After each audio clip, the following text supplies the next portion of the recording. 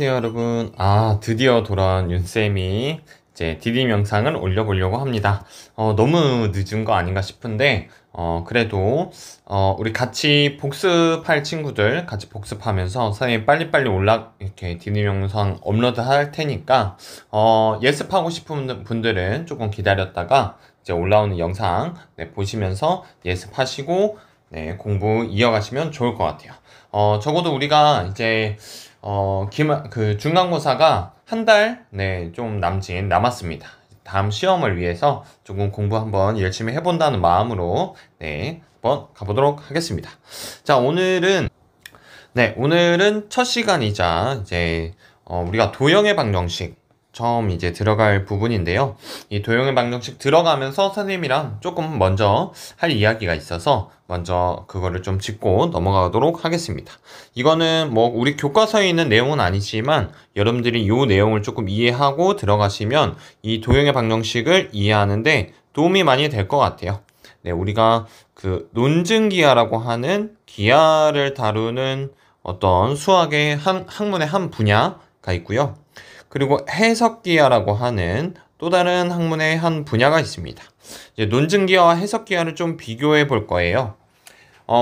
이 논증기하는 누가 만들었느냐? 누가 만들었을까요? 뭐 만들었다기보다는 이제 잘 정리해서 하나의 책으로 엮은 사람 누구냐면 여러분들 한 번쯤 들어봤던 유클리드라는 수학자이자 철학자가 이제 논증기하를 탄생시켰다고 볼 수도 있겠습니다.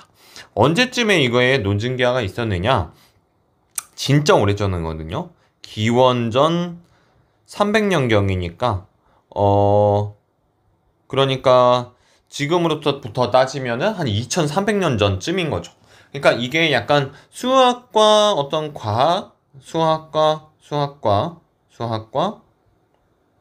과학이 갖는 어떤 학문적인 특성이기도 한데요. 수학은 진리를 담는 어떤 그릇이고요. 우리가 과학은 어떤 이론을 담는 그릇이 됩니다. 그러니까 과학에서 하는 어떤 연구 결과들이 당연히 진리에 가까운 것들도 있지만 과학에서 하는 연구들은 항상 반증 가능성을 품고 있습니다. 무슨 말이냐면 과학의 이론은 반증되기 전까지만 참이고 반증되는 순간 그 이론은 이제 새로운 이론들로 대체되는 거죠. 반면에 수학은 진리를 기록하는 어떤 도구라고 생각하시면 돼요. 그래서 2300년 전에 쓰인 저 책에 담긴 유클리드가 작성했다고 이제 알려진 유클리드 원론에 담긴 그 내용을 우리가 지금도 여전히 틀린 내용 없이 그때와 다르지 않게 배우고 있는 걸 보면 이제 수학과 과학이 갖는 어떤 학문적인 특성이 여기에 좀 있지 않나 하는 생각이 듭니다. 논증기하에서는 어떤 도구를 가지고 이제 기하를 다루냐면 정리, 그리고 공리라는 걸 가지고 이제 기하학을 전개를 합니다. 사실은 정의, 공리는 우리가 아직 배우지 않는 용어예요. 우리가 2학기 때 이거 끝나고 동의어 방정 끝나고 집합과 명제 단원을 배우게 되면 이제 정의가 뭐고 정리가 뭐고 명확하게 배울 수 있는데 아직 그 준비가 안 된 거죠. 그리고 저런 도구들로 어떤 대상을 다루느냐? 논증기하에서는 똑같이 도형을 다루는데요. 도형을 다루기는 하는데 뭘 가지고 도형을 다루냐면 자와 컴퍼스만을 가지고 도형을 다룹니다. 그래서 여러분들 중학교 때 기하했던 거 생각해보시면 수학 선생님이랑 뭐 했죠?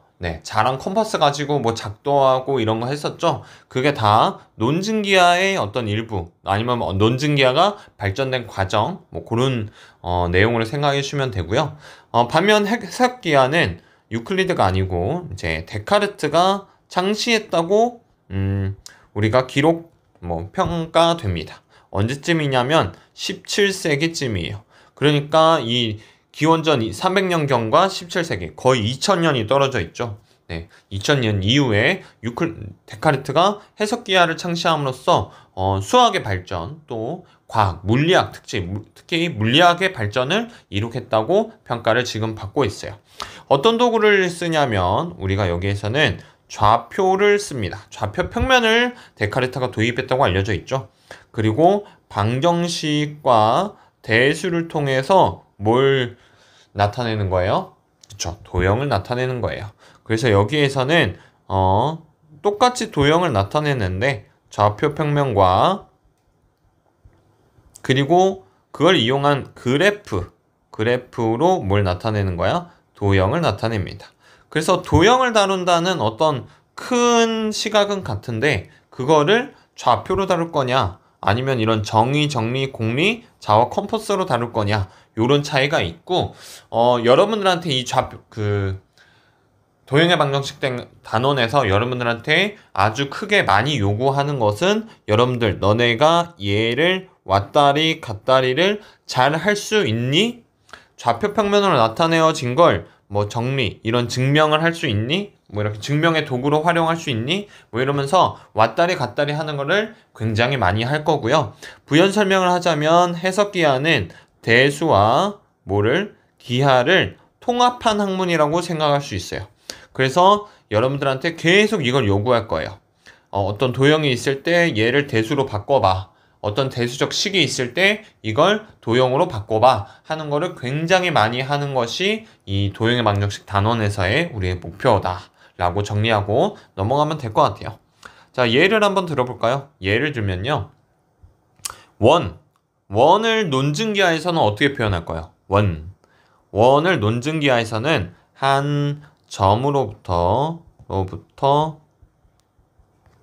거리가 일정한 한 점들의 모임, 이렇게 표현하는 게 논증기하에서 하는 것이고요. 해석기하에서는 어떻게 나타내죠? 이거를 대수 방정식으로 나중에 선생님이랑 배울 거예요. 원의 방정식 x제곱 더하기 y제곱은 r의 제곱이다 이렇게 나타내는 순간 여러분들 머릿속에 이게 뭐가 떠올라요? 얘를 보면은 이거 원이야, 이렇게 생긴 원이야 가 떠올라야 하는 거죠. 반지름 R자리인 원이야 이렇게. 그래서 우리가 도형의 방정식에서 하고자 하는 게 요런 큰 관점 안에 있다 라는 거 생각하면서 공부해 보시면 좋을 것 같습니다. 자, 그러면 첫 번째 개념, 두 점 사이의 거리로 갑시다. 두 점 사이의 거리. 네, 그렇게 어렵진 않거든요. 자, 두 점 사이의 거리를 구하고 싶은데요, 물론 좌표 평면에서 하는 이야기겠죠. 네, 두 점이 있습니다. A라는 점이 있고요, B라는 점이 있습니다. A라는 점을 x1, y1이라고 할 거고요. 그 다음에 B라는 점은 y1, B라는 점은 x2, y2라고 합시다. 내가 구하고 싶은 건 요 길이가 지금 궁금한 거거든요. 근데 이 길이를 구하려고 보니까 어떻게 하고 싶은 거야? 이 길이 구하려고 보니까 내가 아는 거는 x좌표, y좌표만 알잖아요. 그래서 이렇게 생긴 뭘 그려요? 삼각형을 그리는 거죠. 자, 그럼 무슨 일이 일어나? 따다다다다다 이렇게 나타낼 수 있거든요. 이렇게. 그럼 여기에 x좌표 x1이죠. 여기 x좌표 뭐지? x2지. 그러니까 요 삼각형의 밑변이라고 할 수 있는 요 길이는 얼마야? x2 빼기 x1이 되겠죠. 또 A의 y좌표가 y1이고 B의 y좌표는 y2니까 요 삼각형의 높이라고 할 수 있는 이 부분은 높이가 얼마가 되는 거야? y2 빼기 y1이 되는 거죠. 그래서 피타고라스 정리를 쓰면 AB의 길이의 제곱이 뭐가 되니까 루트 아니고 AB의 길이의 제곱, B변의 길이의 제곱은 이 길이 더하기 이 길이니까 요 길이 하면은 x2 빼기 x1의 제곱 더하기 y2 빼기 y1의 제곱 되는 거죠. 그래, 내가 궁금한 건 AB의 길이가 궁금하잖아. 그러니까 AB의 길이는 양변의 루트 취해서 x2 빼기 x1의 제곱 더하기 y2 빼기 y1의 제곱 이렇게 되는 거죠. 그래서 이게 뭐야? 이게 두 점 사이의 거리 공식입니다. 자, 따라하세요. 빼서 제곱, 빼서 제곱, 빼서 제곱, 빼서 제곱, 빼서 제곱, 빼서 제곱 해서 루트 씌운다. 그거 기억해 주시면 되고, 보통 일반적으로 두 점을 잡은 다음에 한쪽 방향으로 빼주는 습관을 들이는 게 좋습니다. 뭐 그러니까 무슨 말이냐면 뭐 x2에서 x1 빼고 y1에서 y2 빼고 이렇게 하지 마시고 x2 빼기 x1, y2 빼기 y1 이 순서대로 이렇게 빼주는 거를 습관 들이는 게 나중을 위해서 조금 더 도움이 되거든요. 네, 그걸 연습을 조금 해주셨으면 좋겠어요. 이게 여러분들이 왜 선생님이 방금 이걸 언급하냐면 이거 어차피 제곱할 거니까 y2 빼기 y1을 하든 y1 빼기 y2를 하든 같은 값이 나오거든요. 부호상. 근데 그렇게 하지 마시고 선생님이 이야기한 대로 네, 받아들여 주시면 좋을 것 같습니다. 오늘 한 가지 개념 더 할 거거든요. 네, 두 번째 개념 3분의 내분점입니다. 내분점. 자, 내분점이라는 게 뭔 말이냐면 일단은 이제 수직선에서의 내분점 한번 찾아봅시다.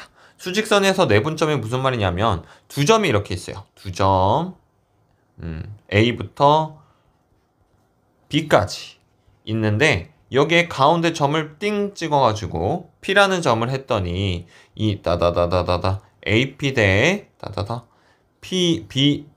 PB가 M 대 N이 되는 거죠. 요거를 선생님 그래서 내가 궁금한 거는 이 점 P를 어떻게 찾을까 하는 거예요. 그래서 저 점 P를 찾기 위해서 어떻게 식을 세울 거냐면 식을 한번 세워보자는 거죠. 일단은 요 문제 상황을 식으로 표현하면 이렇게 되겠지. AP의 길이 대 PB의 길이가 뭐 M 대 N이다 이렇게 되겠지.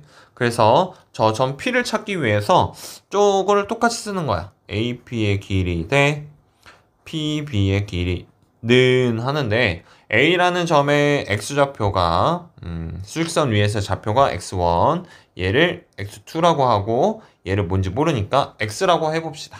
그럼 AP 대 PB는 어떻게 되지? AP 대 PB는 그치? 요거에서 요거 빼면 되겠지? 그러니까 X 빼기 X1이고요. 이것 때 그 다음에 이 PB의 길이는 X2에서 X 빼면 되겠죠? X2에서 X를 빼주면 되겠습니다. 그런데 얘가 몇 대 몇이라고? 얘가 M 대 N입니다. 이렇게. 자, 요렇게 생긴 비례식 어떻게 풀었는지 기억나세요? 이렇게 생긴 비례식. 우리 아마 중학교 때 배웠던 것 같은데, 그치? 내항의 곱은 외항의 곱이랑 같다. 해서 내항의 곱은 외항의 곱이랑 같다. 그래서 안쪽 얘네 두 식의 곱이랑 밖에 두 식의 곱을 풀어주면 됩니다. 자, 그러면 식 써줄게요. mx2 빼기 mx. 지금 내항의 곱부터 먼저 썼어요. 얘는 외항의 곱 nx 빼기 nx1 이렇게 될 텐데 저 식 정리해주면 오른쪽으로 x를 싹 다 모아버리면 m 플러스 n 곱하기 x가 왼쪽으로 얘 넘겨주면 mx2 더하기 nx1이네요. 그쵸? 그래서 얘를 정리해주면 x가 뭐가 됩니까? 양변 m 플러스 n으로 나눠주면 m 플러스 n분의 mx2 더하기 nx1 이렇게 되는 거죠. 그래서 실제로 여러분들이 문제에서 얘를 활용할 때 어떻게 하냐면 x1이라는 좌표가 있고 x2라는 좌표가 있잖아. 그럼 위에다가 m 대 n 이렇게 적어놓고 x좌표 찾을 때 m 플러스 n분의 얘네 둘이 더한 것분의 크로스 해서 mx2 더하기 nx1 이런 형태로 식을 만들어주면 내분적 공식 바로 외워서 써먹을 수 있죠. 네, 얘는 뭐 머릿속으로 외운다기보다는 약간 손이 외우게 하는 거지. 그래서 몇 번 써보면은 얘는 금방 익숙해질 거라고 생각합니다. 자, 좌표평면 위에서도 내분점 찾을 수 있습니다. 자, 좌표평면 위에서도 어렵지 않거든요. 네, 두 점이 있겠죠. A라는 점, x1, 이번에는 y좌표도 있어야겠죠. 그 다음에 B라는 점, x2, y2를 이은 선분 AB를 M 대 N으로 내분하는 점의 좌표 구할 때 선생님 아까 어떻게 구하라 그랬죠? 여기 위에 좌표 위에다가 M 대 N 써놓고 크로스 하라 그랬죠? 그거를 근데 x축에다 하고 y축에 한 번 더 하고 두 번 하는 거죠. 그래서 점의 좌표를 p라고 하면 이 점의 좌표 p의 위점은 n 플러스 n분의 mx2 더하기 nx1 이렇게 되고요. 그 다음에 n 플러스 n분의 mx가 아니죠. mi2 더하기 ny1 이렇게 되겠습니다. 이게 좌표 평면이었습니다. 자, 우리 교과서 잠깐 보러 왔거든요. 교과서 보면 지금 몇 쪽이냐면 교과서 15쪽이거든요. 네, 교과서 15쪽 보시면 이렇게 갑자기 삼각형의 무게중심의 좌표 구하기 해서 뭐 무게중심 어쩌고 저쩌고 나오는 경우가 있어요. 네, 그래서 여러분들이 이제 이쪽 단원, 도형의 방정식 단원 공부하시다 보면은 갑툭튀에서 중학교 기하 개념에 대해서 물어볼 때가 있거든요. 네, 그럴 때 뭐 내가 중학교 때 수학 공부 안 했으니까 나 이거 못해 이렇게 생각하지 마시고 그런 개념이 중학교 수학 개념 튀어나올 때마다 그때 짚고 넘어가면 되거든요. 그렇다고 해서 중학교 기하를 다시 공부할 필요는 없고요. 그래서 그때 나올 때마다 같이 선생님이랑 공부하고 넘어가겠습니다. 이번에 공부할 개념은 삼각형의 무게중심입니다. 삼각형의 무게중심. 우리 정의라는 용어를 배우지는 않았지만 선생님이랑 그냥 쓸게요. 정의. 삼각형의 무게중심의 정의. 이게 우리가 상식적으로 아는 그 무게중심 있잖아요. 뭐 그러니까 이렇게 삼각형 판이 있는데 얘가 만약 무게중심이다. 그럼 이렇게 생긴 삼각형 판을 여기에 콕 찍어가지고 세우면 세울 수 있다 라는 그런 이제 물리학적인 관점에서의 무게중심은 맞긴 맞는데요. 그걸 엄밀하게 정의하는 게 이제 수학적으로 조금 쉬운 일은 아니어서 여러분들이 이해하는 수준으로 정리하기가 좀 까다로운 부분이 있거든요. 그래서 우리가 수학에서는 삼각형의 무게중심을 이제 작도법이랑 똑같이 정의를 합니다. 그래서 뭐라고 하냐면 삼각형의 세 중선의 교점을 우리가 무게중심이라고 합니다. 자, 중선이라고 하면 무슨 말이냐면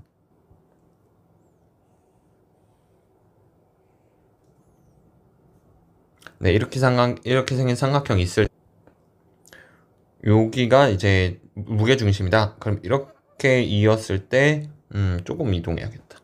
이렇게 여기가 무게중심이다. 이렇게 이었을 때 이 길이와 이 길이가 같다. 이렇게 이었을 때 요 길이 같다. 이렇게 이었을 때 요 길이와 요 길이가 같다. 그랬을 때 이거를 삼각형의 무게중심이라고 한다는 거죠. 무게중심의 성질이 있거든요. 어떤 성질이 있었는지 혹시 기억나세요? 어떤 성질이 있죠? 네, 무게중심이 각 중선을 2대 1로 내분한다는 성질이 있습니다.